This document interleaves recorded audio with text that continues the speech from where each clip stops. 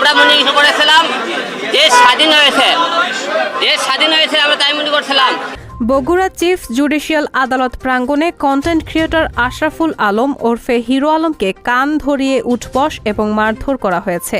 বিএনপির লোকজন তাকে মারধর করেছে বলে অভিযোগ করেছেন তিনি। এবার জানালেন শুধু বিএনপি না, আওয়ামী লীগও জড়িত তার ওপর হামলার ঘটনায়। সেই সঙ্গে আলম জানান হামলার ঘটনায় শিগগিরই মামলা করবেন তিনি। বর্তমানে হিরো আলম বগুড়ার শহীদ জিয়াউর রহমান মেডিকেল কলেজ হাসপাতালে চিকিৎসাধীন আছেন। সোমবার বিকেলে গণমাধ্যম কর্মীদের এসব কথা বলেন তিনি।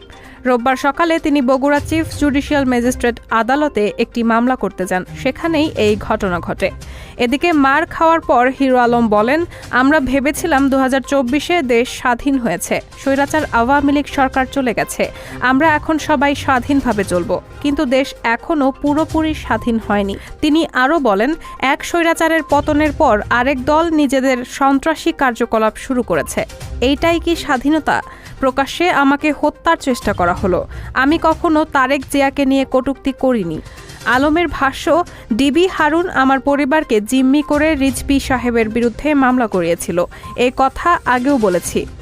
এরপরও আমাকে আদালতের মতো জায়গায় আপনাদের সামনে পেটানো হলো। যারা এই হামলা করেছে তাদের সবার ফুটেজ আছে, শনাক্ত করে এদের বিরুদ্ধেও ব্যবস্থা নেওয়া হবে। তিনি বলেন, গত রোববার বগুড়া জেলা বিএনপি একটি সংবাদ সম্মেলন করেছে।